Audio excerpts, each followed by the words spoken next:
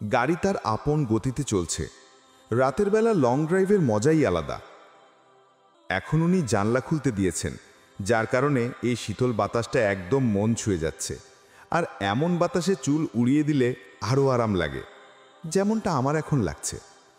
যদিও একটু মন খারাপ হচ্ছে, কারণ মামার বাসায় মুন, লামিসা আপু আর সবাই নাকি থাকবে। কিন্তু সাদিফ ভাইয়া আমাদেরকে টেনে টেনে নিয়ে আসলেন। ওনার নাকি ফ্রেন্ডের বিয়ে, ওই যে ইয়ামিন ভাইয়াটার। উনিও আমার ভাইয়ার ফ্রেন্ড। ভাইয়া দেশে থাকলে অবশ্যই যেত। উফ, ভাইয়াটা যে কবে আসবে, কতদিন দেখি না ওকে। জুমান আর ইতিয়াপু আবারও গাড়িতে উঠতেই ঘুম।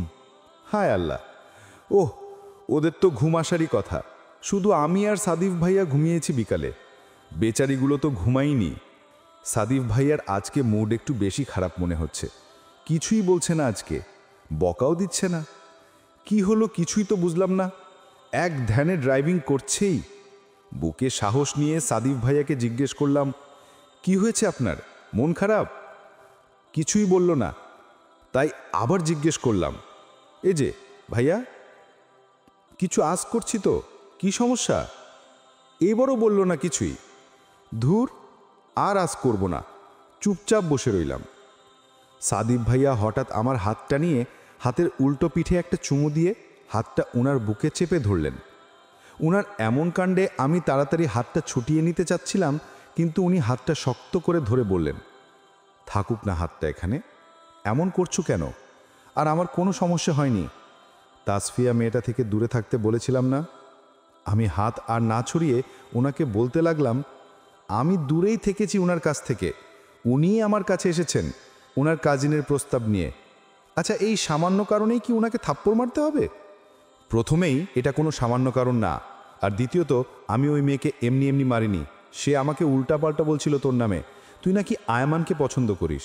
তাসফিয়াকে অনেক জোর করছিলি যেন সে আয়মানকে তোর মনের কথাটা বলে। এত মিথ্যা! তাই একদম গালটা ফাটিয়ে দিয়েছি। আস্তাগফিরুল্লাহ। কি মিথ্যাটা না বলল। হ্যাঁ, তুই তোর মেডিসিন গ্যাপ দিস নাকি? আজকে থেকে যদি মেডিসিন গ্যাপ দিস অ্যান্ড খানা না খাস, আমি তোকে গলা টিপে মেরে ফেলবো। এত স্ট্রেস কেন দিস তুই আমাকে? মেডিসিন খাইতে আমার ভাল লাগে না, আর খানা তো আমি বেশি খাইতেই পারি না। আপনি কি জানেন না? ভালো না লাগলেও খাইতে হবে। আর খানার কথা শোনো, অল্প অল্প খাবার একটু পরপর খেতেই থাকবে, প্লিজ ফুল। আমার এই কথাগুলো তোমাকে পালন করতেই হবে, নাইলে আমার চেয়ে খারাপ আর কেউ হবে না। আচ্ছা, দেখা যাক। ওহ, প্রমিস মি। উফ, চিল্লায়েন না তো। ওকে, প্রমিস। আজ কি হলো সাদিফ ভাইয়ার আল্লাহই জানেন। যদিও উনি আমাকে এসব বলছেন, তবে আমার মাথায় অন্য ব্যাপার লাগছে। আর সাদিফ ভাবছে তার শেফাকে সে কীভাবে ভালো করবে। আজকে মামার বাড়ি থেকে বেরোনোর আগেই হসপিটাল থেকে কল করেছিলেন শেফালির ডাক্তার, যিনি শেফালিকে কিছুদিন আগেই পেট ব্যথার জন্য ট্রিটমেন্ট করেছিলেন। শেফালির খাদ্যনালীতে সমস্যা আছে, এটা সাদিফ আর শেফালির মা আগেই অনুমান করেছিল। আর আজকে ডক্টরও তাই বলল। আর এই কারণেই শেফালির এত ক্ষুধা লাগে না, খাইতে পারে না, যেটা ফিউচারে অনেক ভয়াবহ হতে পারে। তাই প্রায় সবাই শেফালিকে যতটুক পারে চিল্লাই হলেও খাবার খাওয়ানোর ট্রাই করে। আজকেই ডক্টর ওর প্রবলেমটা শিওর হয়ে সাদিফকে জানিয়েছে। সারা পথ সাদিফ শেফালিকে নিয়ে ভেবেই কাটিয়েছে কি করবে সেই বাচ্চা মেয়েটাকে নিয়ে। আল্লাহ কেন এমন করলো এই পিট্টির সাথে? শেফালির এই অবস্থার ভাবতেই সাদিফের মনটা কেঁপে ওঠে। উফ, এই সাদিফ ভাইয়াটা না ওনার বাসায় নিয়ে আসলেন আবার। এত বললাম আমাদের বাসায় নামিয়ে দিতে, কিন্তু উনি দেননি। মা আর দাদিও নাকি খালার বাসায় যাবে। বাসায় পৌঁছতেই রাত 1:30 বেজে গেল। ফ্রেশ হয়ে মায়ের কাছে গেলাম। দেখলাম মা, খালার দাদি বসে আছে আর মা কাঁদছে। কিন্তু কেন? ভাইয়া কিছু হয়নি তো? এমনটা ভাবতেই বুকে মুচুর দিল। দৌড়ে মায়ের কাছে আসলাম। কি হয়েছে মা, এভাবে কাঁদছো কেন? ভাইয়া ঠিক আছে তো? মা আমাকে জড়িয়ে ধরল আর সারা মুখেই চুমু দিতে লাগলো। খালামণি বললেন, এই বাবু, না ঘুমিয়ে আবার এখানে আসলি কেন? ঘুমিয়ে জানা। আপুরা কই? খালামণি, প্লিজ আমাকে বলো না কি হয়েছে, আমার খুব চিন্তা হচ্ছে। তেমন কিছু না, তোর বাবার কথা মনে আসছে এই আর কি। ওহ মা, প্লিজ কেঁদো না। তুমি কাঁদলে আমিও একদম কান্না করব এখন। আর আমার বাবা অনেক ভালোই আছে, আল্লাহ আমার বাবাকে ভালো রেখেছে। তুমি কাঁদলে বাবা কষ্ট পাবে। মা চোখের পানি মুছে আমার কপালে চুমু দিলেন আর ইতি আপু এসে আমাকে এমনি কথা বলার জন্য নিয়ে গেলেন। একটু পরে দরজায় কেউ নক করলে ইতি আপু দরজা খুললেন। ভাই তুমি কি চাই? শেফা কই? এই যে আমরা মুভি দেখছিলাম। ও সর। সাদিফ ভাইয়া এসেই আমি যেখানে বসা ছিলাম সেখানেই শুয়ে পড়ল। আমি অবাক চোখে তাকিয়ে আছি ওনার দিকে। কি এভাবে তাকিয়ে আছো কেন? ঘুমাবে না? এত রাত জাগছো কেন? এমনি মুভি দেখছিলাম। আপনি না ঘুমিয়ে কি করছেন? প্রেম করছি আর কি, দেখছো না? কি অবস্থা! উনার বোনেরদের সামনেও কী সব বলেন। তো রুমে গিয়ে করুন, কিন্তু কেমনে করছেন প্রেম? মোবাইল কই? করছি মনে মনে, বুঝবা না তুমি। ওহ, বোঝার ইচ্ছাও নেই। জানতো মুভি দেখছি, ডোন্ট ডিস্টার্ব। থাপড়িয়ে গাল লাল করে দিব। 2:40 বাজে, আসো ঘুমাতে, খালামণি ওয়েট করছেন। কথাগুলা বলেই আমাকে ধরে নিয়ে গেলেন। না কিছু বলতে দিলেন, না কিছু শুনলেন। কি জল্লাদ লোকটা না বাবা রে বাবা। সকালের নাস্তা খেয়ে উঠতেই রাহি কল করলো। অনলাইনে নাকি রেজাল্ট দিয়েছে। রাহি অনেক ভালো রেজাল্ট করেছে, আর আমি নাকি সেকেন্ড হয়েছি। আলহামদুলিল্লাহ। বিলিভ করতে কষ্ট হচ্ছে, কিন্তু অনেক খুশি লাগছে। কল কাটতেই সবাইকে জানালাম রেজাল্ট। সবাই তো মারাত্মক খুশি। আর যে পড়িয়েছে তাকেই জানানো হয়নি, কারণ উনি আজ ভোরেই ওনার ফ্রেন্ড মানে ইয়ামিন ভাইয়ার বিয়ের জন্য বেরিয়ে গিয়েছেন। দুপুরেই নাকি বিয়ে, আর ক্লাবটাও নাকি দূরে। সারাদিন আপুদের সাথে মুভি দেখেই কেটে গেছে। আর মা খালামণি একটু পরপরই আমাকে আর আপুদের এটা ওইটা খাবারের জন্য এনে দিচ্ছে। উফ, মা আর খালামণি, তোমরা কি গন্ডার পেয়েছো আমাদেরকে? জুমান আপু বলল। চুপ, এত কথা বলিস কেন? খাবার দিচ্ছি, খাবার খাবি, তাই বলে এত কথা কেন? তাই এখন ওদের কিছু বলা মানেই সাদিফ ভাইয়া আসলেই আমার কপালে মাইট থাকবেই। আর উনি তো কাল রাতেও হুমকি দিয়েছিলেন। বিকালের দিকে ছাদে উঠলাম। মা খালামণি ডায়াবেটিস রোগী, তাই ওরা ছাদে হাঁটাহাঁটি করছে আর আমরা দোলনায় বসে আছি। ছাদটা অনেক বিশাল, অনেক সুন্দর। ছাদের মধ্যেও একটা সুন্দর রুম আছে। এটা নাকি সাদিফ ভাইয়াই করিয়েছে। ওনার নাকি অনেক ইচ্ছা ঝুম বর্ষায় উনি আর ওনার বউ এই রুমে বসেই বৃষ্টি বিলাস করবেন। এই খাটাস লোকটা দেখি বড্ড রোমান্টিক। আজ সারাদিন মিলে আর ওনার দেখাও পায়নি। সন্ধ্যায় মা, আমি আর দাদি রওনা দিলাম বাসার উদ্দেশ্যে। খালু তো অফিসে, আর ভাইয়া তো এখনও আসেননি, তাই ড্রাইভারই আমাদের দিয়ে আসবে। সারা রাস্তায় ওনার কথা মনে আসছিল অনেক। একটা কলও দেননি আজকে। কই আছেন আল্লাহই জানেন। ওমা, সাদিফ ভাইয়ার কথা ভাবতেই দেখি ওনার কল। কতটুক পৌঁছিয়েছ? এই তো আর অল্প। আপনি কোথায়? ইয়ামিনের শ্বশুর বাড়ি। বাসায় ফিরতে রাত হবে। মা থেকে জানলাম আজকে নাকি তোমার রেজাল্ট দিয়েছে, সেকেন্ড পজিশনে আসলে।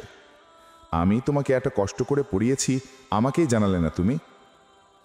না মানে আপনি বিজি থাকবেন তাই আর কি, আপনাকে ডিস্টার্ব করিনি। চুপ, ফোন রাখ। বাসায় গিয়ে রেস্ট নিবি, এরপর পড়তে বসবি। কালকে থেকে কলেজ যাবি। হ্যাঁ, যেতে তো হবেই। আচ্ছা, সাবধানে থাকেন। আল্লাহ হাফেজ। আল্লাহ হাফেজ। কলেজ পড়ালেখা সব কিছুতেই এখন বেশি ফোকাস, কারণ ফাইনাল এক্সামটা অনেক ভালো করে দিতে হবে। আর এই কয়দিনে সাদিফ ভাইয়াকে আমার একটু অন্যরকম লাগে। মানে উনি আমার কাজিন, কিন্তু আমার মনে ওনার জায়গাটা কাজিনে সীমাবদ্ধ আছে নাকি, কারণটা আমার জানা নেই। সাদিফ ভাইয়া আমার প্রতি কেয়ার, আমার সব ব্যাপারে ওনার ডিসিশন নেওয়া, আমাকে সব খারাপ মানুষ থেকে আগলে রাখা, এসব কাজ উনি শুধু কাজিন হিসেবে করে নাকি অন্য কিছু আছে, এসবের মাঝে আমার অনেক জানতে ইচ্ছা করে, অনেক বেশি। কিন্তু কেমনে নিজের মনকে বুঝাবো? উনি তো একটা জল্লাদ। সাদিফ ভাইয়া দিন দিন আরও বেশি রাগী হচ্ছেন। সেদিনও ইমরানকে প্রচণ্ড মেরেছেন। কলেজ থেকে বের হতেই দেখি ইমরান আর আয়মান ভাইয়া সাথে তাসফিয়া আপু। ওদেরকে দেখে আমি যেই কলেজ গেটে ঢুকতে যাব, তখনই তিনজনই আমার কাছে এসে কথা বলতে লাগলেন। আমি তো ভয়ে শেষ। ওদেরকে এক্সকিউজ মি বলে চলে যেতে নিলেই তাসফিয়া আপু আমার হাত ধরে বললেন, কই যাচ্ছ? আমরা তোমার সাথে দেখা করতে এলাম, আর তুমি চলে যাচ্ছ? আসলে আমার আপনাদের সাথে কোনো কথাই নেই, আসি আমি, আল্লাহ হাফেজ। কিন্তু তাসফিয়া আপু তাও আমার হাত ছাড়ছিল না, আর আমি রেগে ওনার দিকে তাকিয়েছিলাম। আয়মান ভাইয়া বলল, তা সাদিফের সাথে রিলেশন কেমন চলে? কেমন আর চলবেই, দেখতেই তো পারছেন কেমন সুন্দরী হচ্ছেন দিন দিন। ইমরান, আহা, বাচ্চা মেয়ে একটা। সাদিফ নিশ্চিত তোমার চেয়ে 7 বছর সিনিয়র। তাসফিয়া আপু, রিলেশন হোক আর যাই হোক, আপনাদের কি? আপনারা আপনাদের মতো থাকুন। আর এই যে তাসফিয়া আপু, সাদিব ভাইয়ার থাপ্পড়টা এত আর্লি ভুলে গেলেন? বেহায়ার মতো এখানে আপনার এই ফাট্টু কাজিনটাকে নিয়ে চলে এলেন। কথাটা শুয়েই তাসফিয়া আপু কিছু বলতে নিলেই আয়মান ভাইয়া ওনাকে কিছু বলতে না দিয়ে চলে গেল। যাক, হায়া শরম বলতে কিছু আছেই। ইমরান গুন্ডাটা এখনও দাঁড়িয়ে আছে, এটারেও শোনাই কিছু, নাইলে পেটের খাবার হজম হবে না। আর এই যে মিস্টার ইমরান, ওনার মাইটটা ভুলে গেলেন এত সহজেই? আপনাদের কি কোনো লজ্জা নেই? বেচারা কিছু বলার আগেই সাদিব ভাইয়া এসে গেলেন আমাকে নিতে। আর হুদাই মায়ের খেলো বেচারা ইমরান পাশা। হা হা হা, ইনসাল্ট হলো, মায়েরও খেলো। তবে সেদিন সাদিব ভাইয়া না মারলেও পারত, কিন্তু উনি যে কিসের এত ফ্রাস্ট্রেশনে থাকেন আল্লাহই জানেন। কিছুদিন আগেই রাফসান ভাইয়ার কল এলো, ভাইয়া বাংলাদেশে আসবে। আর আজকেই সেই দিন। খুশিতে আমার মন নাচছে। 3 বছর পর ভাইয়া আসবে, ভাবা যায়? যদিও ভিডিও কলে দেখেছি, কিন্তু সামনাসামনি দেখে ভাইয়াকে জড়িয়ে ধরাটা কেমন হবে জানি না। স্পেনে যাওয়ার পর এই প্রথমবার ভাইয়া আসবে। সকালেই সাদিব ভাইয়া, খালামণি, আপুরা সবাই বাসায় এসে গেলেন। মা আর আমি তো ভাইয়ার সব প্রিয় ডিশ বানাতেই আছি। খালামণিরা আসতেই মা ওনাদের সাথে কথা বলতে লাগলেন, আর আমি রান্নাঘরে রান্নার কাজে বিজি। আপুরা এখানে এসেই আমার সাথে দেখা করে গেলেন। হঠাৎ সাদিব ভাইয়ার আওয়াজে দরজার দিকে তাকালাম। ফুল, আমাকে একটু পানি দে।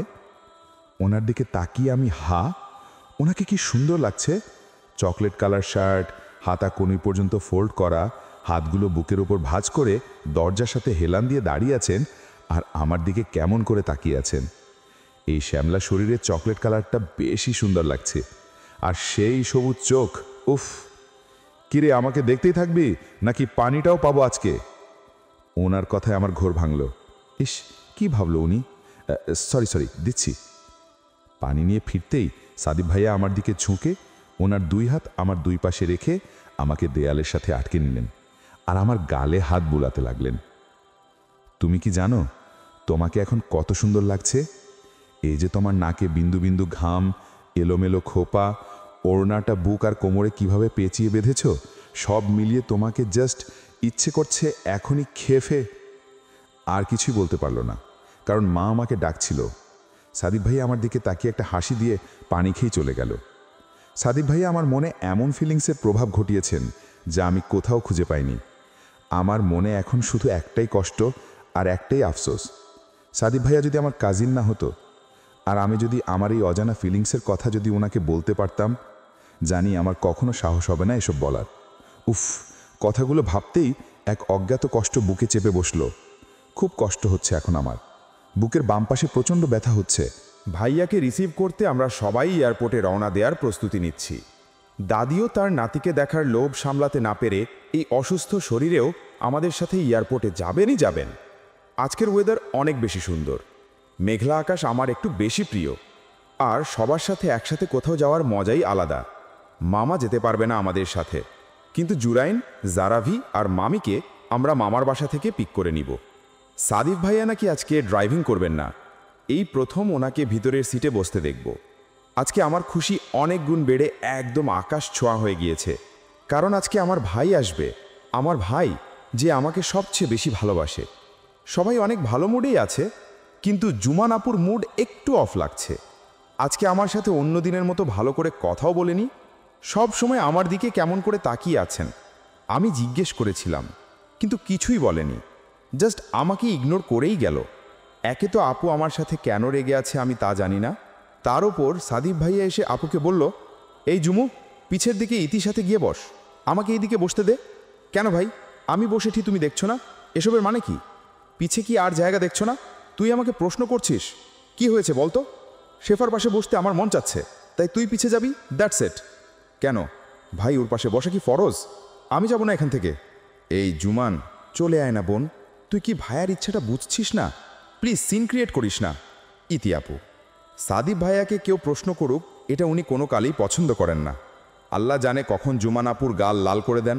তাই আমি বললাম, আচ্ছা আমি উঠে যাচ্ছি, আপনারা প্লিজ ঝগড়া করিয়েন না। বলেই উঠতে যাচ্ছিলাম, তখনই সাদিব ভাইয়ার ধমক, এই তুই তো একদমই পাকনামি করবি না।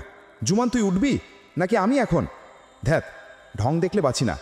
বলেই জুমান আপু উঠে গেলেন, আর সাদিব ভাইয়া আমার পাশে বসে গেলেন। ভাগ্যিস মা খালা এখনও আসেনি গাড়িতে। উনাকে ফিসফিসিয়ে বললাম, সমস্যা কি আপনার? আমাকে সবসময় বকেন, সেটা মানা যায়, তাই বলে আপনার বোনকেও? এতগুলো সিট পড়ে আছে, শুধু শুধু ওনার মনে কষ্ট দিলেন। সাদিফ ভাইয়া আমার দিকে ভ্রু কুঁচকে বললেন, এই টমেটো, আজকাল বেশি বকবক করছো না? তোমার বকবক বন্ধ করতে আমার 2 মিনিটও লাগবে না। ওনার ঠোঁট বুলিয়ে, উফ, এত বাজে কেন আপনি? বলেই আরেকটু অন্য পাশে চেপে বসলাম, কিন্তু উনি ঠিকই আমার গা ঘেঁষে বসে রইলেন। মা খালা আসলেই আমরা এয়ারপোর্টের উদ্দেশ্যে রওনা দিলাম। মাঝপথে মামি, জুরু আর জারাবিকে পিক করে নিলাম, আর জুরাইনকে সাদিফ ভাইয়া কোলে নিয়ে নিলেন। জুরু একবার আমার কোলে, আরেকবার সাদিফ ভাইয়ার কোলে আসা যাওয়া করছে। এভাবে সে কি মজা পাচ্ছে আল্লাহই জানেন। ভাইয়াকে দেখে এতদিনের মনের কষ্টগুলো কান্না হয়ে চোখ দিয়ে ঝরে পড়ছে। 3 বছর অনেক বেশি সময়। ভাইয়ার চেহারা আর বাবার চেহারা অনেক মিল। এখন যেন বাবার চেহারা আরও চেপে বসেছে ভাইয়ার মুখে। ভাইয়াকে জড়িয়ে ধরে নিজের মনটা অনেক হালকা লাগছে। এই পুচকি, এভাবে কান্না করছো কেন? শরীর খারাপ করবে না? ভাইয়া, আরে ফুল, তুমি এভাবে কাঁদছো কেন? যেন তুমি বিদায় নিয়ে শ্বশুরবাড়ি চলে যাচ্ছ। সাদিফ ভাইয়া, আরে কান্না তো করবেই, তোকে দেখে যেমন তোর বোনটা করেছিল। ওর ভাইকে এতদিন পরে দেখছে, কান্না না করে কি হাসবে নাকি? খালামণি, কিন্তু মা, ওকে বলো কান্না করে ওর মাথা ব্যথা করলে ওর মাথা আমি ফাটিয়ে দিব। এই, এতদিন যা করেছিস আমার বোনকে অনেক জ্বালিয়েছিস। এখন ওর ভাই এসে গেছে, সো আমার বোনের থেকে 100 হাত দূরে থাকবি। এটা কখনোই সম্ভব না, মাই ডিয়ার শালা।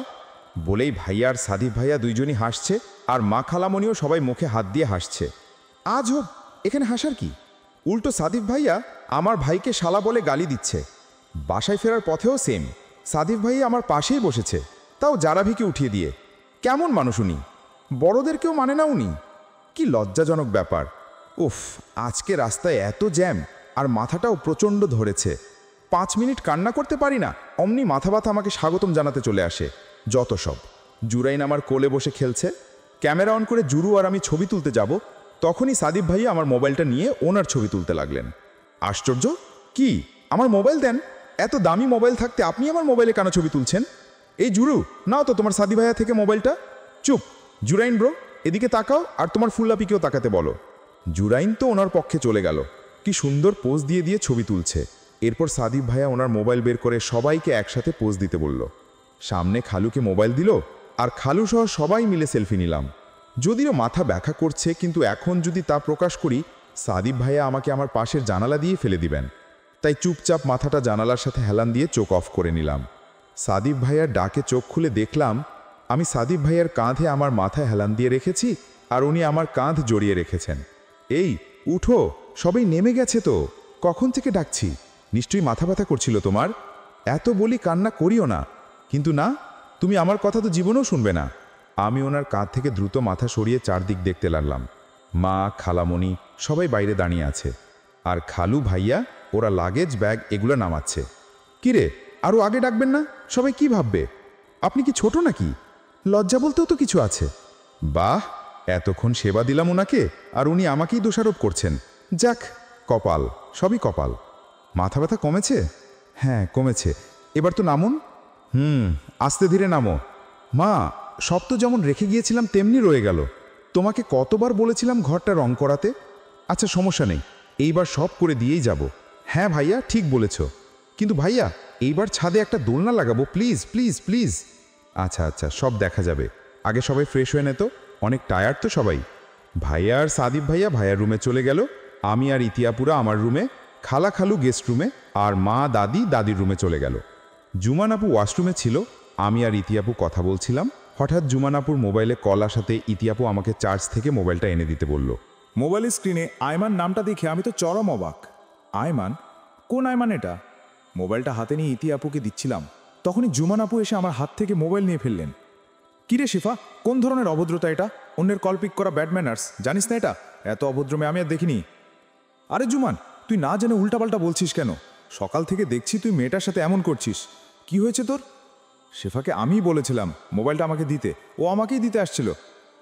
বোকা পেয়েছিস তুই আমাকে। কাহিনী করবি না তুই। এই মেয়েকে আমি ভালো করেই চিনছি। ভাই যে কি পেয়েছে এর মাঝে আল্লাহই জানেন। বলেই হন করে চলে গেলেন। আমার মনে হচ্ছে কেউ আমাকে ছুরি দিয়ে আঘাত করছে। যে আপু আমাকে সামান্য একটা বড় কথাও বলেননি, উনি আজ আমাকে কি বলে গেলেন। নিজের কানকেই বিশ্বাস করতে পারছি না। নিজের অজান্তেই চোখ থেকে টপ করে পানি পড়ছে। অন্য কেউ এসব বললে আমি হয়তো কাঁদতাম না, কিন্তু জুমান আপু আমাকে সে ছোটকাল থেকেই আগলে রেখেছিল। আজ উনি আমাকে কি বললেন? ইতি আপু আমাকে শক্ত করে জড়িয়ে ধরলেন। ফুলবাবু, প্লিজ কান্না করিস না, জুমানকে আমি বুঝাবো সব। মেয়েটার যে কি হয়েছে আল্লাহই জানেন। দেখ, কান্না করলে তোর কষ্ট হয় না, শরীর খারাপ করবে তো। আমি কান্না করতে করতে বললাম, আপু আমি কি সত্যি খারাপ? আমি কি এমন করেছি? জুমান আপু আমাকে কেন এমন বলল? হুস, তোর বাবু হয়েছে। আচ্ছা আপু, তখন আয়মান নামের কেউ একজন কল করেছিল, তুমি কি তাকে চিনো? হ্যাঁ, চিনব না কেন, ওই যে মামির ভাইয়ের ছেলে, ওর সাথে আমার এফবিতে অ্যাড আছে, তবে নাম্বার তো নেই। ও আচ্ছা আচ্ছা, শোনো, ফ্রেশ হয়ে নাও। আর প্লিজ তুমি আমাকে কখনো ভুল বুঝিও না। তোমরা আমাকে ভুল বুঝলে আমি মরেই যাব আপু। আরে না আমার ফুলি, জুমানের কি হয়েছে আমি তো বের করবই। এবার একটু হাসো হাসো আমার গাল টেনে। আমি একটা মুচকি হাসি দিয়ে কাজ করতে চলে গেলাম। কি হয়েছে? নাকমুখ চোখ এমন লাল আর ফোলা কেন? টেবিলে খাবার সার্ভ করছিলাম, সাদিফ ভাইয়ার আওয়াজে ওনার দিকে তাকালাম। কিছুই হয়নি, এমনি ভাল লাগছে না, বসুন, আমি সবাইকে ডাকছি। আমি যেতে নিলেই সাদিফ ভাইয়া আমার কুনুই ধরে টান দিয়ে ওনার কাছে নিয়ে আসলেন। বলো কি হয়েছে? এখানে তো তোমাকে কিছু বলার মতো কেউ নেই। তাহলে কি বাইরের কেউ কিছু বলছে? না না, কেউ কিচ্ছু বলেনি, আমি ভালো আছি। একটু জোরেই বললাম। উনি আমাকে হালকা ধাক্কা দিয়ে দ্রুত পায়ে চলে গেলেন। আর আমি ভাবছি, এত জিদ সবার, ভাই বোন মিলে আমার অবস্থা ডাল বানিয়ে ফেলেছে। আর এটা কোন আয়মান? আমাকে তো জানতেই হবে। খাবার টেবিলে সবাই বসেছে, কিন্তু সাদিফ ভাইয়া নেই। এটার আবার কি হলো আল্লাহ মালুম। মা, সাদিফ কই? একটু আগেও তো দেখেছি। কই জানি না তো, আমি তো ওকে দেখিনি। আপা তুমি কি জানো? না তো। রাফসান একটা কল দে তো, দেখ তো কই ছেলেটা। আচ্ছা হ্যাঁ, কই তুই? জলদি আয়, বসে আছি আমরা। ওকে আয়। ও আছে গলির মোড়ে, আসছে। ভাইলা। কলিং বেল বাজতেই গেলাম দরজা খুলতে। হুট করে কই চলে গিয়েছেন? বলেছিলাম না খাবার টেবিলে বসতে। সাদিফ ভাইয়া আমার দিকে এক নজর তাকিয়ে কিছু না বলেই চলে গেলেন। ওনার আবার কি হলো? উফ। দরজা বন্ধ করেই ডাইনিং রুমে চলে গেলাম। সবাই খেয়ে নিল, শুধু মা আর আমি বাকি। আমাদের খাওয়ার শেষে সব গুছিয়ে ড্রয়িং রুমে গিয়ে দেখলাম সবাই আড্ডা দিচ্ছে। আমি যেতেই আবার জুরু দৌড়ে আমার কোলে উঠতে গেলে সাদিফ ভাইয়া জোরে বকা দিলেন জুরুকে। জুরাইন ব্রো, কতবার বলেছি তোমাকে তোমার আপির কোলে লাফ দিয়ে না উঠতে? পড়ে গেলে দুজনেরই ব্যথা পাবে। তোমার আপির তো মাথায় কোনো বুদ্ধি নেই, শুধু পারে কান্না করতে। এদিকে আসো তুমি। ওনার ধমকে জুরাইন কান্না করে দিল। ভাগ্যিস মামি এখানে নেই, থাকলে কি ভাবতো। আমি জুরাইনকে কোলে নিয়ে আদর করতে লাগলাম। একটু পরেই সবাই বিদায় নিয়ে চলে যাবার প্রস্তুতি নিতে লাগলেন। সবাই আমার থেকে বিদায় নিলেন, শুধু সাদিফ ভাই আর জুমান আপু আমার সাথে কথা বলেনি। আল্লাহ জানেন এই ভাই বোন মিলে আমার সাথে কথা কেন বলছেন না। অনেক দিন পরে আজ ঘরটা পূর্ণ লাগছে। ভাই, আমি, মা আর দাদি মিলে অনেকক্ষণ গল্প করলাম। আজ কলেজে গেলাম না, শরীরটা একদম ভালো লাগছে না। জুমান আপু আমাকে কেন এমন করছেন এই ব্যাপারটা নিয়ে ভাবতে ভাবতে রাতে একটু ঘুম হলো না। বিকেলের দিকে সাদিফ ভাইয়া পড়াতে এসেছে। আজ নাকি বেশিক্ষণ পড়াবেন না, অল্প পড়িয়েই উনি আর রাফসান ভাইয়া নাকি বেরুবেন কোথায়। এমনি তো আমার শরীর কেমন, মেডিসিন নিয়েছি নাকি, খাবার ঠিকমতো খেয়েছি নাকি সব আজ করেন। আজ কি ওনার কি হলো? চুপচাপ এত, শুধু পড়িয়ে যাচ্ছেন। মা এসে আমাকে ওষুধ দিয়ে গেলেন, কারণ আমার গায়ে প্রচণ্ড জ্বর এসেছে দুপুরেই। এতক্ষণে ওনার মুখ খুলল, তাও মায়ের সাথে কথা বললেন। কি হয়েছে খালামণি ওর? এই মেডিসিন কেন? জ্বর এসেছে দুপুরে, রাতে ঘুমোতে পারেনি, কি নিয়ে ভাবছিল কি জানি, এত জিজ্ঞেস করলাম বলেনি। মা আমাকে ওষুধ দিয়ে চলে গেলেন। সাদিফ ভাইয়া আমার টেবিলে রাখা হাতটা চেপে ধরে বললেন, আমার সাথে জোরে কথা বলার শাস্তি দিতে চেয়েছিলাম, আর তুই এখানে গায়ে অসুখ বাঁধিয়ে রেখেছিস। কোথায় ভেবেছিলাম তোর সাথে কথা বলবো না, আর তুই। সামান্য কাল রাতে একটু জোরে কথাটা বললাম, আপনি তাই আমার সাথে কথা বলাই বন্ধ করে দিলেন। সিরিয়াসলি? আর আমি যে সারাক্ষণ আপনার বকা চিল্লানগুলো সহ্য করি, ওসব কি? সাদিফ ভাই আমার কথা শুনে বললেন, আমি যা ইচ্ছা তাই করব, তাই বলবো, আরও অনেক কিছুই সহ্য করতে হবে তোমার ফুল, কিন্তু তুমি আমার সাথে যদি আর কখনো চিল্লিয়ে কথা বলো তাহলে কামড়ে তোমার নাক ছিঁড়ে ফেলবো। 100 বার চিল্লাবো। বাহ, আমার কামড় খাওয়ার এত শখ। ওনার কথা শুনে আমি চোখ বড় করে ওনার দিকে তাকাতেই উনি হেসে দিলেন, আর ওনার হাসি দেখে আমিও হিহি করে হেসে উঠলাম। যাক, এতক্ষণ এই গন্ডারটাকে ভাল লাগছে দেখতে। হাসিতেই সাদিফ ভাইয়াকে বেশি মায়াবী লাগে, মাশাল্লাহ। ভাইয়া আসার কয়দিন পর থেকেই আমাদের ঘরের কাজ শুরু করা হলো। প্রায় কাজ শেষ হয়ে এসেছে। ড্রয়িং রুম আর ডাইনিং রুম সুন্দর করে ডিজাইন করা হচ্ছে, আর ভাইয়ের রুমটাও বড় করে সুন্দর নিউ ডিজাইন করা হচ্ছে, আর বাকি রুমগুলো এমনি কালার করছে। আর ছাদে আমার প্রিয় দোলনা লাগিয়েছে সেই প্রথমেই। আমার যতটুক মনে হচ্ছে ভাইয়া এবার বিয়ে করে তারপরই স্পেনে ব্যাক করবে, কারণ আমি কেন যেন একটা বিয়ে বিয়ে গন্ধ পাচ্ছি। দেখা যাক কি হয়। এই কয়েকদিন সাদিব ভাইয়া আর আমার ভাই একসাথে শুধু ঘোরাফেরা করেছে।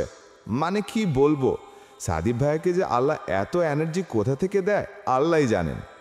আমাকে কলেজে আনা নেওয়া, পড়ানো, অফিসের কাজ, ভাইয়ার সাথে ঘোরাঘুরি করা।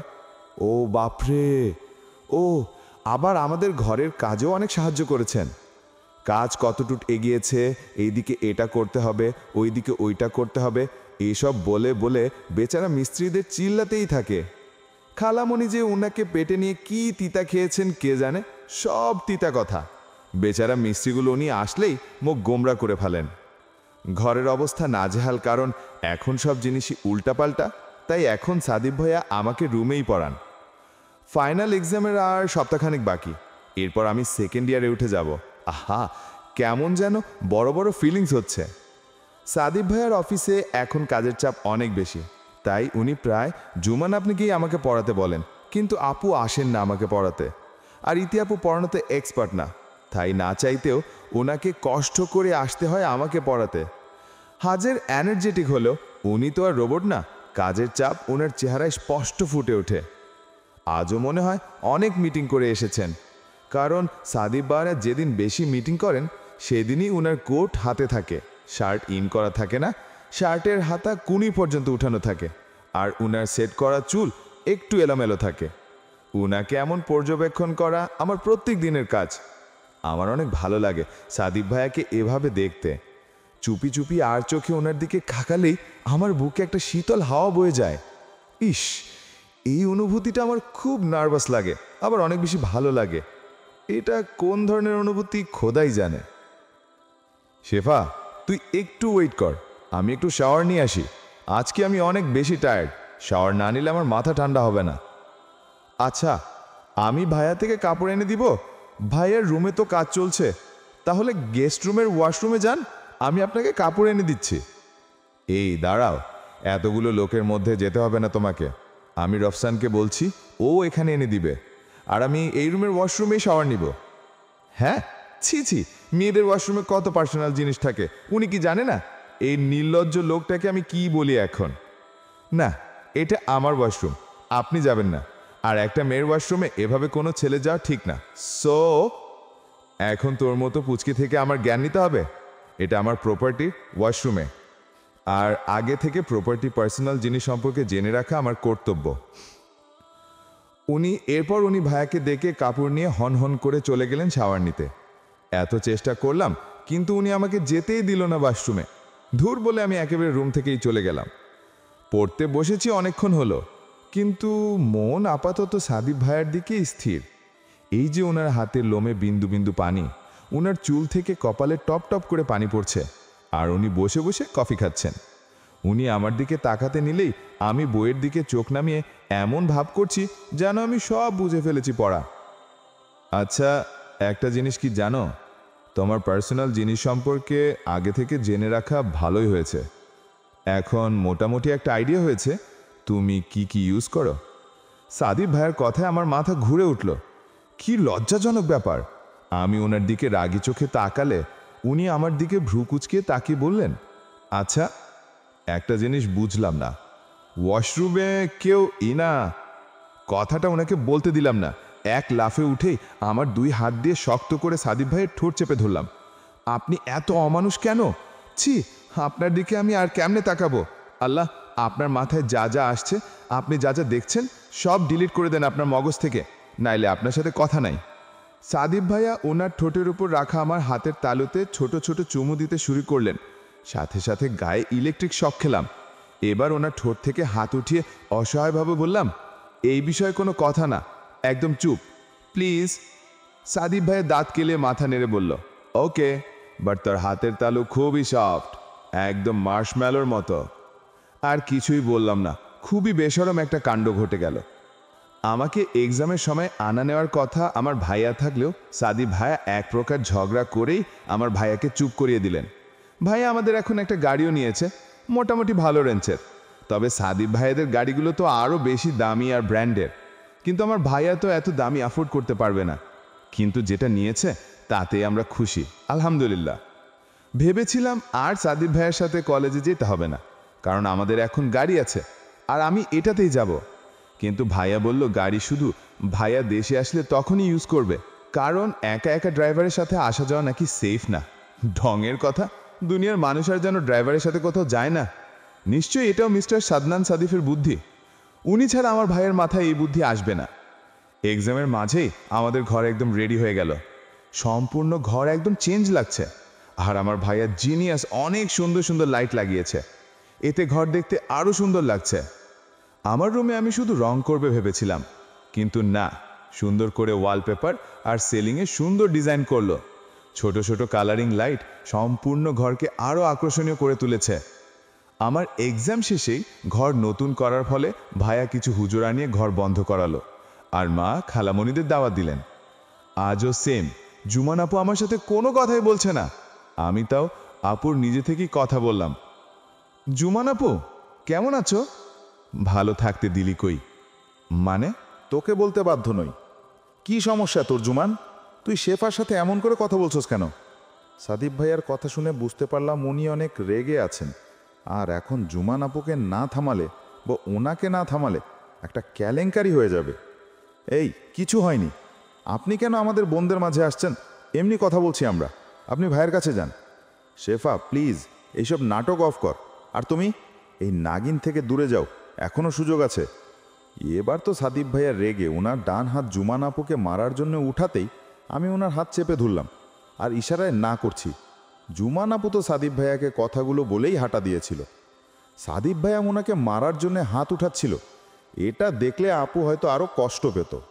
আপনি কি পাগল? আমাকে মারেন, বকা দেন, তা আমি সহ্য করিনি।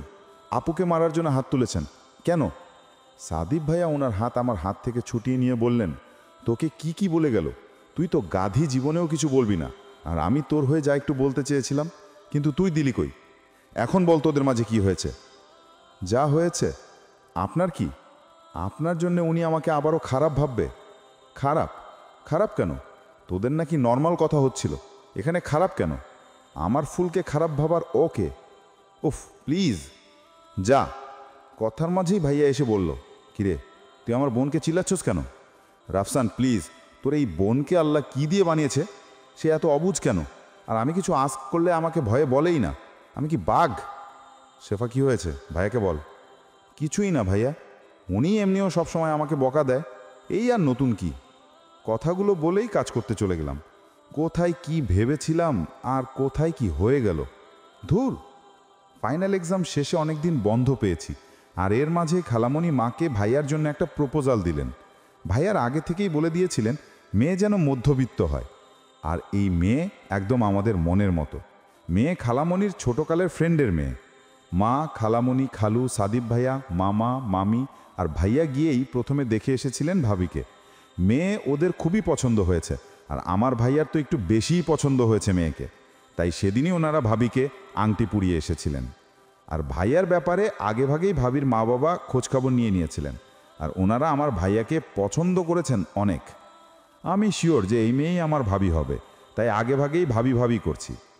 আজকে আবার আপনারা সবাই মিলেই একটা পাকা কথা ফাইনাল করতে যাব। ভাইয়া, খালু, মা, খালামণি, দাদি এক গাড়িতে, আর আমি, সাদিব ভাইয়া, আপুরা অন্যটাতে যাব। আজকে আর মামা মামি যাবেন না, কারণ মামার কাজ আছে নাকি। আজকে আমি একটা সুন্দর ব্ল্যাক কালার লং কামিজ পরেছি, আর সাথে একটা সুন্দর ব্ল্যাক হিজাব পরেছি। সাজ বলতে হালকা পিঙ্ক লিপস্টিক আর চোখে একটু কাজল দিয়েছি। আর সাদিব ভাইয়া, এই মানুষটা আমাকে দিন দিন উনার কাছে টেনে নিচ্ছেন। হালকা আকাশি কালার শার্টে উনাকে খুবই মায়াবী লাগছে, আর সাথে আছে ওনার চোখে সানগ্লাস আর ওনার গ্যাজ দাঁত বের করানো হাসি। ওহ মাই আল্লাহ, আমি জাস্ট উনাকে দেখতেই আছি আর মনে মনে মাশাল্লাহ বলতে আছি। আমিও যে উনাকে কখনো এভাবে লুকিয়ে চোরের মতো দেখব, আমি কখনো ভাবিনি। আর এইদিকে সানগ্লাসের ভিতর দিয়ে তার ফুলকে এক প্রকার চোখ দিয়েই আদর করে নিচ্ছে। ওফ, এই মেয়েটা হিজাবে আজ আরও বেশি মায়াবী লাগছে। অবশ্য ওকে এক এক লুকে এক এক রকম মায়াবী লাগে, বাট মাশাল্লাহ, আমার ফুল, একে আমার সামলিয়ে রাখতেই হবে। ভাবির বাসায় যেতে প্রায় 40 মিনিটের মতো লেগেছে। ওনাদের একা বাড়ি, মিডিয়াম একটা গেট, এরপর ছোট্ট একটা উঠান, উঠানে মোটামুটি সুন্দর বাগান আর একটা সেমি পাকা ঘর। এই সেমি পাকা ঘরটাকেও খুব সুন্দর করে গুছিয়ে রেখেছে। আমরা গিয়ে কিছুক্ষণ বসার পরেই ভাবিকে নিয়ে আসলো ওনার ছোট বোন। ভাবি তো মাশাল্লাহ, ওনার ফর্সা গায়ে সবুজ জামদানি শাড়িটা খুবই মানিয়েছে। ভাবির সাথে কথা বলে জানতে পারলাম ভাবি এবার অনার্স প্রথম বর্ষে। ওনার বাবার 3টে মুদি দোকান আছে, আর ওনারা 2 বোন, বড় বোন উনি। ভাবি খুবই মিশুক আর অনেক ভদ্রভাবে কথা বলেন। সামনের মাসের 5 তারিখ ভাইয়ার বিয়ের ডেট ফাইনাল হয়েছে, আর এই সপ্তাহের শুক্রবারে ভাইয়ার আগদ হবে। আলহামদুলিল্লাহ। একটু পরেই আমরা ভাবিদের এই দিকে বিলের দিকে হাঁটতে গেলাম আর কি। ভাইয়া আর ভাবি তো লজ্জায় লাল। এর মধ্যে সাদিত ভাইয়া বলে উঠলেন, কিরে বেটা, এখনও বিয়ে করসনি? এত লজ্জা পেলে কেমনে চলবে? কথা বলে ফ্রি হ। তোরা একদিকে যা, আর শেফা, জুমান, ইতি, চল আমরা অন্যদিকে যাই। ভাইয়া ভাবি একদিকে আর আমরাও অন্যদিকে হাঁটছি। আপুরা একটু সামনে হাঁটছে, আর সাদিব ভাইয়া আমাকে ওনার সাথেই হাঁটতে বলছেন। হঠাৎ করে উনি আমার হাত চেপে ধরলেন। এভাবে হঠাৎ হাত ধরাতে আমি ভয়ে লজ্জায় লাফিয়ে উঠলাম। কি, এত ভয় আর লজ্জা পেলে চলবে? ভাই বোন দুইটাই ভিতর ডিম। ভয় নেই, আমি ছাড়া এই ম্যাশমেলো হাতটা ধরার কারো দুঃসাহস আছে নাকি? ওনার কথা শুনে মনে মনে বললাম, হ্যাঁ, আপনি তো একটা জল্লাড, আপনার সাথে কেমনে কেউ পারবে? ফুল, আজকে তোমাকে অনেক মায়াবী লাগছে, খুব প্রিটি লাগছে তোমাকে, মাশাল্লাহ। সাদিব ভিয়ার কথা শুনে আমি ওনার দিকে ভ্রু কুচকে তাকালেও মনে মনে আমার তো লাড্ডু ফুটছে। ইস, এই জল্লাদটা আমার তারিফ করেছে, ভাবতেই মনটা একদম খুশি হয়ে গেল। এই সপ্তাহে শুক্রবার আসতে মাত্র 4 দিন বাকি, আর ভাইয়ার আগদের অনেক কাজ এখনও শেষ হয়নি। সবচেয়ে গুরুত্বপূর্ণ কাজ ভাবির জন্য শপিং করা, আর সেটাই এখনও করা হয়নি। ভাইয়ার আগদ হবে শুক্রবার আসরের নামাজের পরে, কিন্তু রাতে এঙ্গেজমেন্টের একটা অনুষ্ঠান করা হবে। ভাবি এবং আমাদের প্রায় আত্মীয়রাই অনুষ্ঠানে আসবেন, তাই অনুষ্ঠানের জন্য একটি ক্লাব বুক করা হলো। ভাবির বাসা থেকে আসার পরেই মেহমানের লিস্ট করা, তাদের দাওয়াত দেয়া, আরও নানা কাজে এতটাই মগ্ন ছিলাম যে ভাবির জন্য শপিং করাই হয়নি। আজকে আগদের শপিং করার জন্য আমি, ভাইয়া, আপুরা আর সাদিব ভাইয়া মিলে একসাথে মার্কেটে যাওয়ার প্ল্যান করলাম। বাসার সব কাজ শেষ করে আমরা সবাই একসাথে বিকেলের দিকে যাওয়ার জন্য প্রস্তুত হলাম। কথা ছিল ভাইয়া আর আমি একসাথে আমাদের গাড়ি করে যাব, সাদিব ভাইয়া আর আপুরা ওদের গাড়িতে যাবে। কিন্তু মাঝখান থেকে বাম হাত ঢুকিয়ে দিল সাদিব ভাইয়া। যেইমাত্র বাসা থেকে বের হব, তখনই সাদিব ভাইয়া আমার ভাইয়াকে বলল, রাফসান, তুই কি শিওর যে তুই গাড়ি করেই যাবি? মানে কি, গাড়ি করে না গিয়ে উড়ে উড়ে যাব নাকি? না, তা কেমনে যাবি? তবে যেভাবেই যাস, শেফা কিন্তু আমার সাথে যাবে। তোর যদি একা একা লাগে, তাহলে তুই এই 2 বান্দর থেকে যে কোনো একজনকে নিয়ে যা, বা 2 বান্দরকে একসাথে নিয়ে যা, না হলে আজকে শপিংয়ের কথা ভুলে যা। সাদিব ভাইয়ের কথা শুনে আমার মাথায় চক্কর দিয়ে উঠল। আমারই সামনে আমার ভাইকে উনি আমার জন্য থ্রেট দিচ্ছেন, কি সাহস! এই চুপ কর, তুই আর আমি সামনে বসবো, আর এই 3 বান্দর পিছনে বসে যাবে। আমরা ইজিলি একসাথে সবাই মিলে যাইতে পারতেছি, আলাদা আলাদা যেতে হচ্ছে না। ওয়াও রাফসান, তুই তো আমার সাথে থেকে থেকে অনেক ইন্টেলিজেন্ট হয়ে গেছোস। এই প্ল্যানটা তো আমার মাথায় আসেনি। তোর মাথায় সবসময় চলে কিভাবে কাকে চিল্লাবি, কিভাবে কাকে বকা দিবি, কিভাবে কাকে মারবি, এইগুলো ছাড়া তুই কি ভাবতে পারিস? Bad joke. চল তো, তোর সাথে ঝগড়া করতে করতে অনেকটা লেট হয়ে গেল। ভাইয়া কিছু বলবে যাবে, তখনই আমি বলে উঠলাম, আপনারা কি যাবেন, নাকি আমরা 3 জন একা একা চলে যাব? সেটাই তো। এই টমেটো, চলো তো আমরা চলে যাই। তোরা আয়, আমরা যাচ্ছি। সাদিব ভাইয়া কথা বলে আমার হাত ধরে টান দিতেই ভাইয়া আর্লি গাড়িতে উঠে সবাইকে বসতে বলল। সাদিব ভাইয়া ওনার গাড়ি আমাদের বাসার উঠানে রাখলেন। আমরা সবাই একসাথে রওনা দিলাম। সাদিব ভাইয়া আগেই বলে দিলেন যে আগদের শপিং যেন পাকিস্তানি শোরুমটা থেকেই করা হয়। আর সবচেয়ে অবাক করার বিষয় হলো, এই শোরুমটা সাদিব ভাইয়ার নিজেরই। মানে সিরিয়াসলি, এটাতে প্রায় অনেকবার আসলাম, কিন্তু একবারও জানলাম না এটা ওনারই শোরুম। এই শহরে ওনাদের আরও কি কি আছে আল্লাহই জানে। এবার আমরা শোরুমের একেবারে কর্নারে বসলাম, আর এদিকে সব নিউ ডিজাইনগুলো সাদিব ভাইয়া ম্যানেজারকে বলে আনিয়েছেন। ভাবির জন্য একটা অনেক সুন্দর গর্জিয়াস গারারা সিলেক্ট করলাম। আমার আর আপুদের জন্য গরারা নিলাম, তবে সিম্পল, বেশি গর্জিয়াস না। জারাবির জন্য একটা সুন্দর গাউন নিলাম। ভাবি আর আমার ড্রেস তো ভাইয়া কিনে দিবে স্বাভাবিক, তবে আপুরা আর জারাবির ড্রেসগুলা ভাইয়ার তরফ থেকে গিফট পেয়ে গেল। এরপর আমরা পাশে একটা শাড়ির শোরুমে গেলাম। ভাবির জন্য 3টা শাড়ি কেনা বলো। শাড়ি কেনার সময় সাদিব ভাই একটা শাড়ি আমার দিকে দিয়ে বলল, ফুল, এটা তোমার তো অনেক মানাবে, তোমার পছন্দ হলে আমি এটা তোমায় কিনে দিতে চাই। আমি ওনার কথায় অবাক হয়ে বললাম, আরে আমি কি শাড়ি পরি নাকি? শাড়িটা সুন্দর অনেক, আপনার গার্লফ্রেন্ডের জন্য নিতে পারেন। এই সাদিফ, তোর গার্লফ্রেন্ড মানে? কথাটা ভাইয়া অনেকটা রেগেই বলল। আর এদিকে সাদিফ ভাই আমার ভাইয়াকে, কিছু না রাফসান, পরে বলবো তোকে, কথাটা বলে ভাইয়া থেকে গাড়ির চাবি নিয়ে শাড়িটা হাতে নিয়ে হন হন করে হেঁটে চলে গেলেন। কাহিনী কি হলো আগামাথা কিছু বুঝলাম না। এরপর আবার আমরা সবাই মিলে একটা শপিং মলে গেলাম। ভাগের যত কসমেটিক্স, জুতা, জুয়েলারি, আরও যা যা দরকার সবই নিয়ে আমরা সাদিব ভাইয়ার নতুন রেস্টুরেন্টটাতে গেলাম। এতক্ষণের মাঝে আমার সাথে একটু কথা বললেন না সাদিব ভাইয়া। আজব, ওনার এত রাগ কেন আমি বুঝি না। আমাকে তো সারাদিন চিল্লাবে, আমি কিছু একটু বললেই সমস্যা। ভাইয়াকে সাদিব ভাইয়া পুরো রেস্টুরেন্ট ঘুরে দেখাচ্ছে, আর আমরা 3 বোন বসে আছি। ইতি আপুর সামনেই এখন জুমান আপুকে জিজ্ঞেস করা দরকার, আসলে জুমান আপুর হয়েছে কি। জুমান আপু, তুমি আমাকে ইগনোর করছো কেন? আর আমার উপর এত রাগই বা দেখাচ্ছ কেন? কি করেছি আমি? জুমান আপু আমাকে কিছু বলতে যাবে, তখনই সাদিব ভাইয়া আর ভাই এসে হাজির। শিট, জুমান আপুর সমস্যাটা এখনই বের হতো, কিন্তু ওনারা এসে সব নষ্ট করে দিলেন। এমনি তো যে কোনোভাবে হলেও সাদিব ভাইয়া আমার পাশেই বসে, কিন্তু আজ আমার পাশে বসলো না। এত রাগ, বারে বাবা। এই নে ধর, মেনু দেখ তোরা কি কি খাবি আর্লি অর্ডার পর।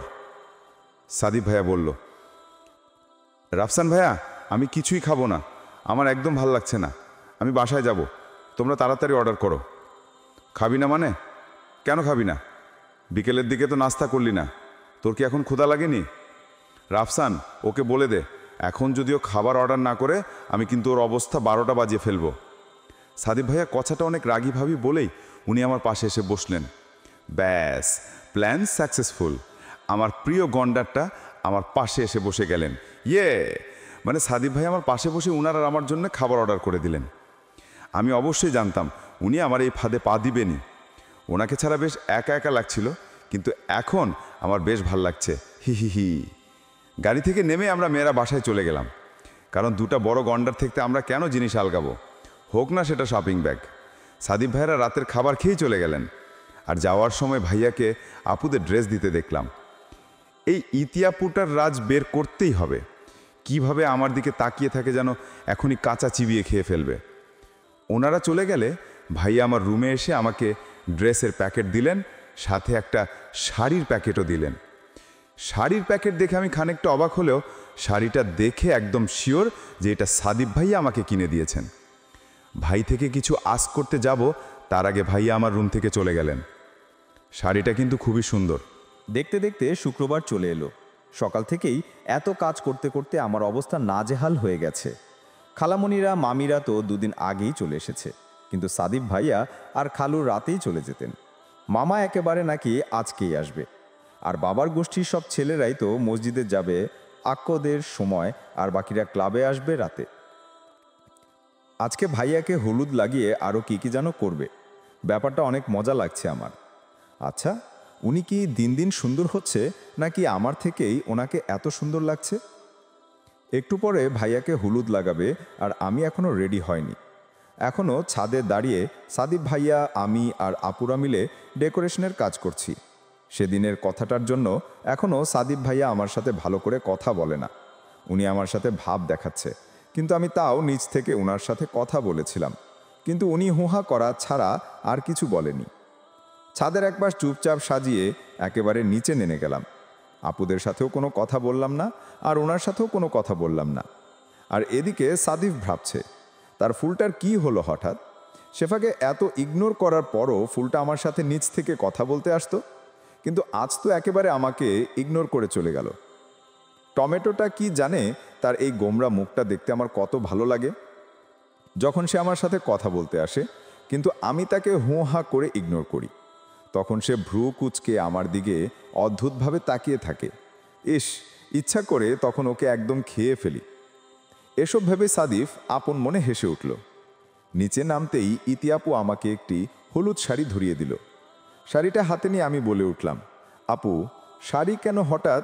এটা পরবো এখন? আপু হেসে বলল, হ্যাঁ, শাড়ি পরবো আমরা সবাই মিলে এখন। সাবার তো সকালে নিয়েছিস, এখন হাত মুখ ধুয়ে খালার কাছে যা।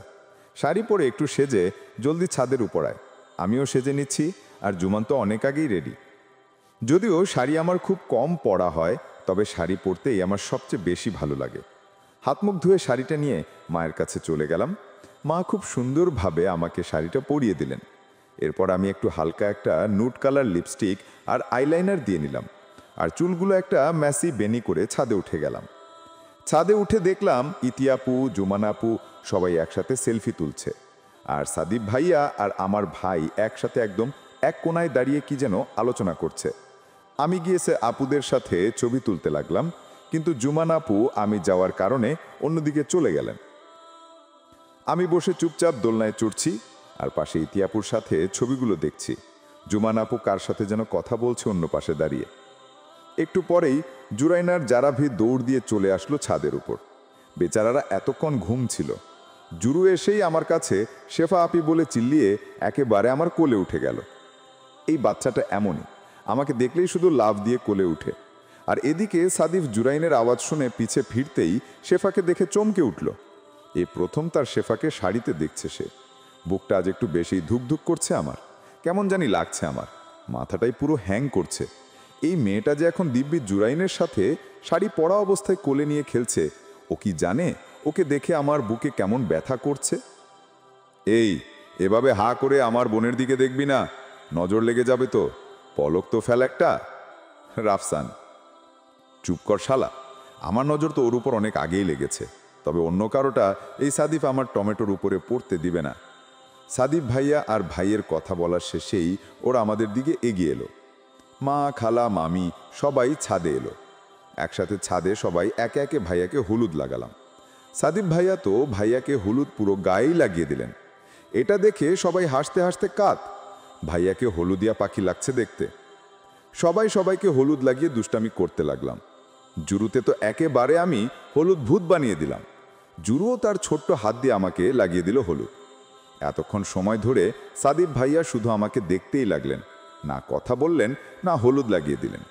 সবাই মিলে গ্রুপ ছবি তুলতে লাগলাম। সাদিফ ভাইয়া আমার পাশে এসে আমার গা ঘেঁষে দাঁড়ালেন। আমি ওনার দিকে তাকাতেই দেখলাম উনি একদম দুষ্টুমি ভরা নজরে আমার দিকে তাকিয়ে আছেন। আমি কিছু বলতে যাব তখনই আমার পেটে ঠান্ডা কিছু অনুভব করলাম। আস্তে আস্তে বুঝতে পারলাম সাদিফ ভাইয়াই আমার পেটে হলুদ লাগাচ্ছেন। পেটের দিকে তাকিয়ে দেখলাম শাড়িটা একটু সরে যাচ্ছে, যার কারণে পেট দেখা যাচ্ছে, আর সেইখানেই উনি হলুদ লাগাচ্ছেন। ভাবতেই আমার সম্পূর্ণ শরীর ঝনঝন করে কেঁপে উঠল। আমি সাদিফ ভাইয়ের হাত সাথে সাথে খামচে ধরে ফেললাম, আর পেট থেকে হাত ছাড়ানোর জন্য আরও জোরে খামচি দিতে লাগলাম। কিন্তু উনি হেসে ফিসফিসে আমাকে বললেন, সামান্য পেটের পাশে হাত দিতেই তোমার এত কাঁপাকাঁপি? ফিউচারে তোমার অবস্থা কি হবে, তোমার ফেস এক্সপ্রেশন কেমন হবে, এগুলো শুধু ভাবতে নয়, বাস্তবে দেখারই লোভ সামলাতে পারছি না আমি। ফুল, তখন তো মেবি খামচে আমার মাংস তুলে ফেলবা। সাদিফ ভাইয়ার এই কথাগুলো শুনে আমার কাঁপানি আরও বেড়ে গেল। ওনার কথার অর্থ ঠিক না বুঝতে পারলেও জানি না কেন গাটা প্রচণ্ড শিউরে উঠতে লাগলো। কি বলেন উনি এসব? আধা ঘন্টা আগেও আমার ভাই বেচারা সিঙ্গেল ছিল, কিন্তু ভাইয়া এখন বিবাহিতের খাতায় নাম লিখিয়েছেন। মসজিদ থেকে ভাইয়ারা আসতেই কাজের চাপ যেন আরও বেড়ে গেছে।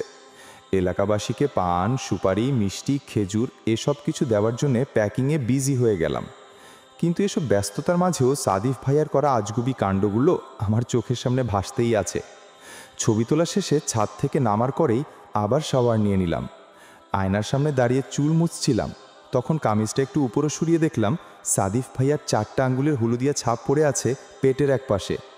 এটা দেখেই পুরা শরীর শিরশির করে উঠল। উনি এত নির্লজ্জ কেমনে আল্লাহই জানে। ফ্যামিলি মেম্বারদের অগোচরে এভাবেই কৌশলে আমার পেটে হলুদ লাগিয়ে দিলেন। আর তার সাথে তো ওনার বেশরম কথাবার্তা একদম ফ্রি। ভাবনার জগৎ থেকে ফিরে এসে আবার কাজে মন দিলাম। এখন আপাতত এই সাদিফ ভাইয়ার টপিকটা আমার মাথা থেকে বাদ দিতে চাচ্ছি, কারণ ওনার কথা ভাবতেই আমার হাতে কোনো কাজই উঠছে না। ইতি আপু আর আমি মিলে প্রায় সব প্যাকেট রেডি করে ফেলেছি। তখনই হঠাৎ ধুম করে চেয়ারে বসে সাদিফ ভাইয়া বললেন, আমার প্রচণ্ড ক্ষুধা লেগেছে, আমাকে কিছু খেতে দে, আর প্লিজ ছাল কিছু দে। এসব মিষ্টি কেক, আফলাতুন, সন্দেশ, কাঁচাগোল্লা, স্পঞ্জ মিষ্টি, দই কিছুই দিবি না। I want something spicy right now. কি ভাইয়া, তুমি রাফসান ভাইয়ার আগদের প্যাকেট পাওনি? ওইখানে তো তোমার প্রিয় বিফ স্যান্ডউইচ আর চিকেন কাটলেট ছিল, খাওনি তুমি? খেয়েছি তো, প্যাকেটের মিষ্টি আর খেজুরও খেয়েছি। তাহলে এত তাড়াতাড়ি খিদা লেগে গেল? তোমার পেট কি গন্ডারের পেট? মাশাল্লাহ বল, এভাবে নিজের ভাইকে কেউ নজর দেয় নাকি? আমার যদি এখন পেট ব্যথা করে না, তোর চুল আমি একটাও রাখবো না। ভেবেছিলাম শেফাকে দিয়ে কিছু রান্না করাবো, কিন্তু এখন তুই যাবি। সাদিফ ভাইয়া থ্রেট শুনে ইতিয়াপুর এক দৌড়ে নুডলস রান্না করতে চলে গেল, আর সাদিফ ভাইয়া ওনার চেয়ারটা আমার কাছে টেনে এনে আমার পাশে বসলেন, আর এক নজরে আমার দিকে তাকিয়ে আছেন। কি অস্বস্তিকর ব্যাপার। ওনার দিকে চোখ ছোট ছোট করে তাকিয়ে বললাম, কি সমস্যা? আমার আনিজি লাগছে ওনার এইভাবে তাকানোতে। আমার কথা শুনে উনি আমার দিকে ঝুঁকে ওনার নিচে ঠোঁটটা চেপে ধরে বললেন, তোর হাতের ছাপ তো ঠিকই নিজের পেটে নিয়ে ঘুরছিস, আবার আমার তাকানোতে তোর আনিজি লাগছে? How funny. আল্লাহ, এই কথাতে উনি এই জবাব দিবেন, এটা আমি একটা দুঃস্বপ্নেও ভাবিনি। লজ্জায় আমার প্রাণ চলে যাচ্ছে। আপনার কি একটুও লজ্জা নেই? এখানে এত মানুষ, কেউ শুনলে কি মনে করবে? আর ছাদে কি কাণ্ডটাই না করলেন আপনি? না, নেই লজ্জা। তোমার গালেরই গোলাপি আভা দেখতে আমি আরও নিচু নির্লজ্জ হতে পারি। এই প্রথম দেখলাম কাউকে নিজের নির্লজ্জতা নিয়ে এমন প্রাউড ফিল করতে। ওনার দিকে একটা খালি প্যাকেট ছুঁড়ে আমি ওইখান থেকে চলে গেলাম, আর সাদিফ প্যাকেটটা ক্যাচ করে নিজে নিজেই হাসতে লাগলো। আমার টমেটোটা এত লজ্জা কেমনে পাই? এই মেয়ে তার লজ্জা মাখা ফেসটা দিয়েই আমাকে ঘায়েল করে বারবার। উফ, why is she so cute. সবসময় যে কোনো স্পেশাল প্রোগ্রামে রেডি হতে দেরি হয়ে যায়, অবশ্য কাজ তো কম না। যত আর্লি পারছি রেডি হচ্ছে। এই গাড়ারাটা জাস্ট ওয়াও, জলপাই কালারের উপর গোল্ডেন কাজ করা, আর ওড়নাটা একটু বেশি সুন্দর। নেটের ওড়নার চারপাশেই মোটা লেইস বসানো, আর ছোট ছোট পাথরে ওড়নাটা আরও সুন্দর লাগছে। আজকে তো একটু বেশি সাজাতে হবে, ভাইয়ের এনগেজমেন্ট বলে কথা। Foundation, powder, eye makeup, highlighter, red lipstick দিয়ে নিজের মেকআপ কমপ্লিট করে নিলাম, আর চুলগুলো স্ট্রেইট করে মাঝখানে সিথি করে দুই পাশে পাফ করে বেঁধে নিলাম, আর সামনের কাটা চুলগুলো আরেকটু স্ট্রেইট করে নিলাম। এরপর ইতিয়াপু এসে খোলা চুলগুলো পিছনে আঁচড়িয়ে দিল। কানে বড় ইয়াররিং, হাতে চুড়ি, আঙুলে আংটি দিয়ে নিলাম, আর ওড়নাটা সামনে থেকে সুন্দর করে পিনত করে নিজের সাজটা কমপ্লিট করলাম। আল্লাহ, শান্তি লাগছে এখন। মারহাবা পরি, তোকে দেখতে পুরাই পাকিস্তানি ডল লাগছে। থ্যাঙ্কস ইতিয়াপু, তোমাকেও অনেক বেশি প্রিটি লাগছে, মাশাল্লাহ। চলো এবার যাই, তোমার ভাই অনেকক্ষণ ধরে বসে আছে। আমরা তো সবাই চলে গেল। আরে না, লেট না, ওরাই আগে চলে আসছে। আগে চল ভাবির সাথে দেখা করি। আমি যাওয়ার আগেই সাদিফ ভাইয়া এসে বলল, কি বলেছিলাম সব মনে রাখবা, আর কোনো সমস্যা হলে আমাকে বলবা, যেমনই হোক সমস্যা। যাও। উনার কথা শুনে ওনাকে একটা ভেঙচি দিলাম। উনি ভ্রু কুচকে তাকিয়ে আবার সুইট করে হেসে দিলেন, আর আমি সাদিফ ভাইয়ার উল্টো দিকে ফিরা বুকে হাত দিয়ে বললাম, হাই মারজাবা, উনকি স্মাইলের জন্য তো মেরি জান ভি হাজির। হ্যাঁ, রাব্বি ভাই আর আয়মান ভাই, এই দুই অমানুষগুলাও তো এসেছে। অবশ্য আসবেন আইবা কেন, ওদেরও তো দাওয়াত দিয়েছে। কিন্তু মিস তাসফিয়া তো এলেন না। যাকগে, আমার কি। ভাবি আর ভাইয়ার সাথে অনেক ছবি তুলেছি। আমি, ইতিয়াপু, জুমান আপু একসাথে একবার উঠলাম স্টেজে, আবার সাদিফ ভাইয়া সহ আমাদের সাথে যোগ দিলেন। এরপর মা, আপুরা, খালা, খালু, মামা, মামি, জুরু, জারাভি সবাই একসাথে আমাদের সাথে ছবি তুললেন। ভাবিকে আজকে অনেক বেশি সুন্দর লাগছে। কোন পার্লারে সেজেছেন আল্লাহই জানে, জিজ্ঞেস করতে হবে। সবাই নেমে যাওয়ার সময় রাফসান ভাইয়া বলল, এই সাদিফ, তুই আর শেফা দাঁড়া, এদিকে আয় তোরা, আমাদের সাথে একসাথে ছবি তুল। আমি ভাবির পাশে দাঁড়ালাম, আর ভাইয়ার পাশে উনি। ভাইয়া ভাবিকে কানে কানে কি যেন বলছে, আর ভাবি আমাকে আঙ্গুল দিয়ে লাইক দেখাচ্ছে। কি অদ্ভুত ওদের কাণ্ড। স্টেজ থেকে নামার সময় সাদিফ ভাইয়া আমার হাত ধরে নামালো। ইস, কত মানুষ! উনার কি কোনো জ্ঞান নেই?